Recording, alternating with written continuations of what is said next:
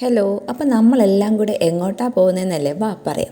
നമ്മൾ ഇന്നൊരു ഫീൽഡ് വിസിറ്റിനായിട്ട് ഇറങ്ങിയതാണ് കേട്ടോ. എല്ലാവരും കുടയും വടിയും ഒക്കെ എടുത്ത് അത്യാവശ്യം നല്ല വെയിലത്തൂടെയാണ് പോകുന്നത്. അങ്ങനെ നമ്മൾ പോയ വഴിക്കെല്ലാം കുറേ ഡോഗ്സ് ഉണ്ടായിരുന്നു. പക്ഷേ ഇവൻ മാത്രമേ ഉള്ളൂ നമ്മളെ കണ്ടപ്പോൾ സൈലൻ്റ് ആയിട്ടിരുന്നത്. അങ്ങനെ ഞങ്ങൾ കണ്ണി കണ്ട ചെടിയും കാടും പടലും ഒക്കെ പറിച്ചുകൊണ്ടായി മിക്കവരും നടക്കുന്നത്. കാരണം ചെടി ഭ്രാന്തരായിട്ടുള്ള കുറേ പേര് നമ്മുടെ കൂട്ടത്തിലുണ്ടായിരുന്നേ. അപ്പോൾ അവരവർക്ക് വേണ്ടുന്ന ചെടി ഇഷ്ടപ്പെട്ട ചെടികളൊക്കെ പറിച്ചു.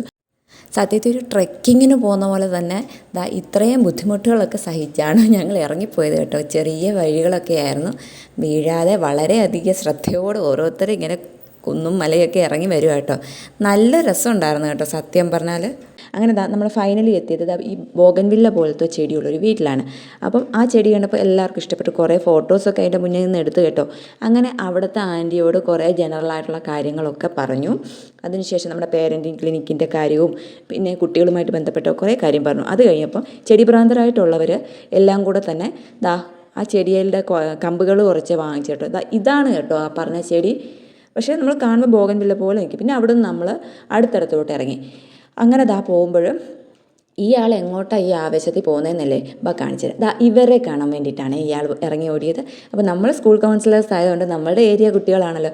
അപ്പോൾ കുട്ടികളോട് കുറേ കാര്യങ്ങളൊക്കെ ചോദിച്ചു. അവരോടൊപ്പം കുറേ സമയം സ്പെൻഡ് ചെയ്തു. അപ്പോൾ കുട്ടിപ്പട്ടാളങ്ങൾ നല്ലൊരു ടീമായിരുന്നു കേട്ടോ. കൂട്ടത്തിലൊരാടെ കൈ ഒടിഞ്ഞിരിക്കുവാണേ. അവന് ഉരുണ്ട് വീണയാണെന്നാണ് പറഞ്ഞത്.